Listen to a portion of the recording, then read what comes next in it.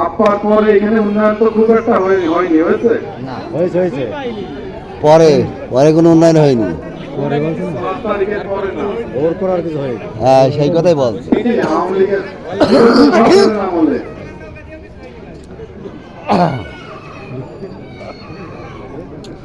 তো আমরা 5 তারিখের পরে আপনাদের যে এখানে নেপাল থেকে ঘোষপুর যাওয়ার যে রাস্তা বা ওই ওখানে কি একটা মোড় আছে, ওখান থেকে যে ভাটারের দিক দিয়ে একটা রাস্তা, এই রাস্তার আমরা 5 তারিখের পরে আমাদের উদ্যোগে টেন্ডার অলরেডি করা শেষ, কিছুদিনের মধ্যে কাজ শুরু হয়ে যাবে।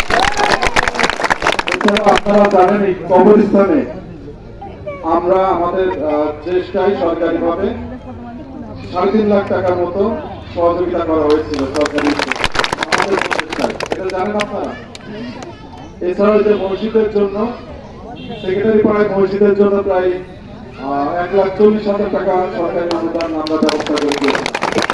এইভাবে এটা কয়েকটি উদাহরণ দিলাম। আমরা তো এখনো পরিচালনা করার দায়িত্ব পাইনি, অতএব পেলে ঘোষপুরিতে 1.5 লাখ দিয়ে আসছিল মসজিদের জন্য ঈদগাহ। তো আমরা যদি দায়িত্ব দেন আমাদেরকে আপনাদের সেবা করার, আমি মেহেদী হাসান রনি আপনাদেরকে কথা দিচ্ছি, আমার পিতা যেভাবে আপনাদের উন্নয়নে কাজ করে গেছে, আপনাদের সুখে দুঃখে যেভাবে পাশে ছিল, ঠিক তেমনই ভাবে আমি আপনাদের পাশে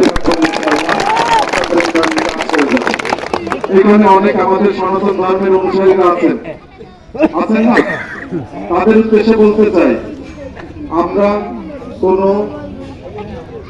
সংখ্যালঘু বা সংখ্যাগুরু বলে বিশ্বাস করি না।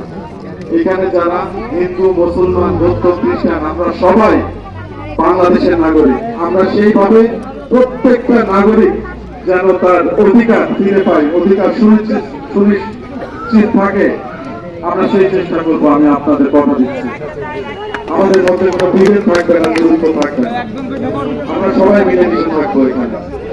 আর সাধারণ ভোটারদেরকে বলতে পারবেন তো আমি যেগুলো বললাম এতক্ষণ? ইনশাআল্লাহ, একটু জোরে বলেন ইনশাআল্লাহ। তো আমাদের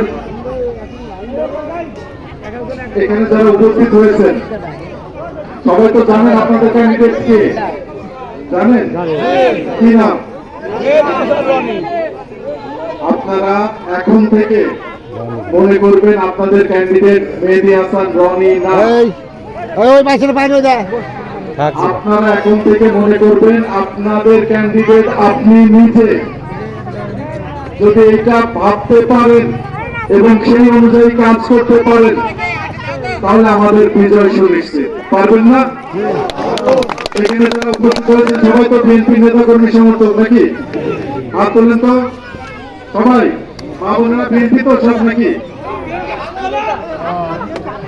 আপনারা দয়া করে আজকে সবার আগে আপনাদের পরিবারকে ঠিক করবেন, পরিবারের ভোটগুলো যেন ধানের শীষে আসে সেই ব্যবস্থা করবেন। পারবেন না?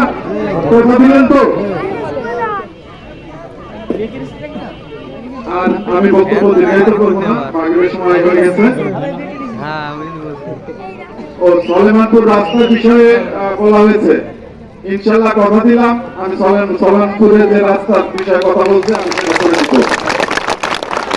আর এখানকার যারা নেতা কর্মী সমর্থক আছেন, বিশেষ করে নেতা বা কর্মীদের উদ্দেশ্যে বলছি, আমাদের দলের দুর্নাম হয় এমন কোন কাজ আপনারা করবেন না। দলের সুনাম যারাই ক্ষুণ্ণ করবে তাদের বিরুদ্ধে সাংগঠনিক অবস্থান নেওয়া হবে।